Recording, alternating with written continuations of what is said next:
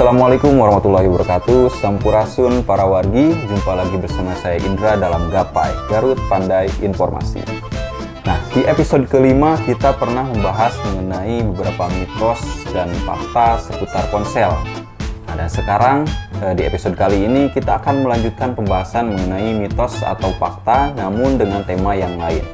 Nah, temanya adalah mitos atau fakta seputar komputer dan laptop. Nah, mitos-mitos ini telah kami kumpulkan dari berbagai sumber dan mungkin beberapa di antaranya sudah sering para wargi dengar. Nah, mari kita bahas apa saja mitos-mitos tersebut.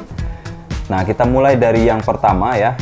Nah, mitos yang pertama yaitu melakukan refresh dapat mempercepat kinerja laptop atau komputer. Nah, mitos pertama ini para wargi pasti sering dengar ya, atau bahkan mungkin sering para wargi lakukan. Jadi mitosnya itu ketika kita pertama kali menyalakan komputer atau laptop, hal yang harus dilakukan pertama kali adalah melakukan refresh gitu ya, agar komputer atau laptop kita kinerjanya menjadi lebih cepat. Bisa dengan klik kanan kemudian pilih refresh atau dengan menekan tombol F5 secara terus-menerus.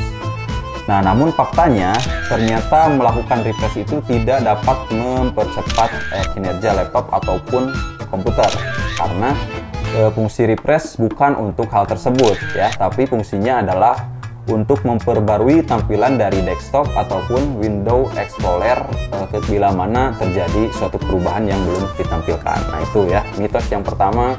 Nah, kemudian mitos yang kedua. Mitos yang kedua yaitu menambah RAM dapat mempercepat kinerja komputer. Nah, kalau ini biasanya kita dengar ketika misalkan komputer kita lambat, biasanya ditanya RAM-nya berapa, kemudian coba tambah RAM-nya jadi sekian gitu ya.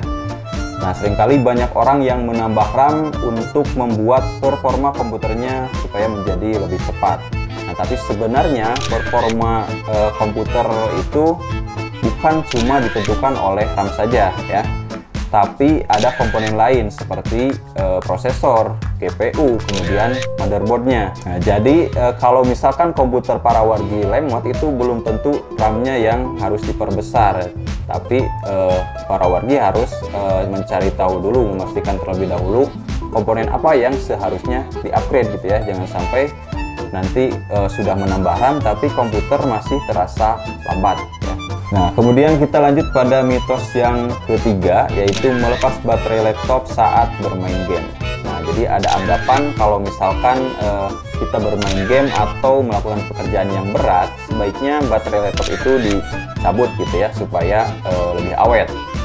Nah, tetapi faktanya baterai laptop mungkin saja bisa awet ya kalau misalkan ya tidak kita gunakan kan ya.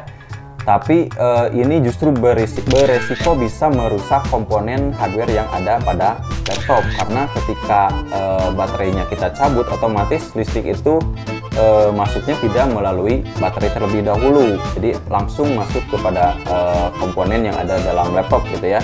Dan otomatis nanti kalau misalkan listriknya tiba-tiba mati, maka laptop pun akan ikut mati secara mendadak, dan itu tidak baik bagi kesehatan komponen yang ada pada laptop itu sendiri.